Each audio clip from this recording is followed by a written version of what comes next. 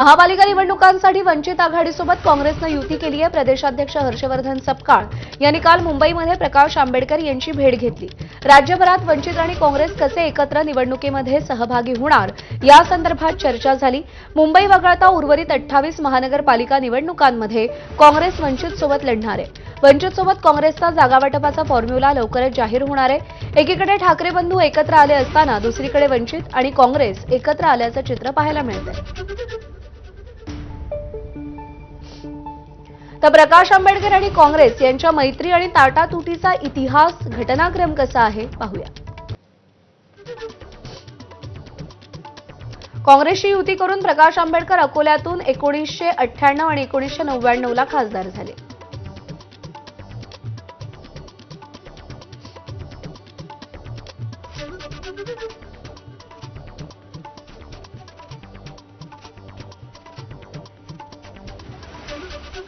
एकोणीसशे 1999 ला विलासराव देशमुख मंत्रिमंडळामध्ये ते भारिप ब महासंघाचे 3 मंत्री होते।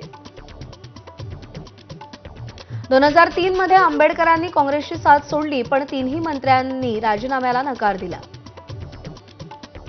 काँग्रेस सोबत नसताना आंबेडकरांचा 2004, 2009, 2014, 2019 आणि 2024 ला अकोल्यात पराभव झाला। आंबेडकर अकोल्यातून लढलेल्या एकूण 12 लोकसभा निवडणुकांमध्ये 10 वेळा पराभूत झाले। 2019 ला आंबेडकरांची वंचित आघाडीतून काँग्रेसची चर्चा सुरू होती, पण ऐनवेळी त्यांनी स्वबळाचा नारा दिला। 2019 ला वंचितनं 42 लाख मतं घेत काँग्रेसला 5 ते 6 जागांवर फटका दिला। 2019च्या विधानसभेतही आंबेडकरांनी शेवटच्या क्षणापर्यंत काँग्रेसशी चर्चा केली आणि ऐनवेळी स्वबळावर 240 उमेदवार दिले। 2019च्या विधानसभेत वंचितला 26 लाख मतं मिळाली। काँग्रेसला 35 पेक्षा अधिक जागांवरती फटका बसला। 2024च्या लोकसभा आणि विधानसभेतही वंचितनं काँग्रेसशी चर्चा केली, पण आघाडी काही झालीच नाही। नगरपालिका निवडणुकीमध्ये नांदेड आणि बुलढाण्यात वंचित आणि काँग्रेसनं आघाडीची घोषणा केली, पण मतदानापूर्वीच या आघाडीतून माघार घेतली।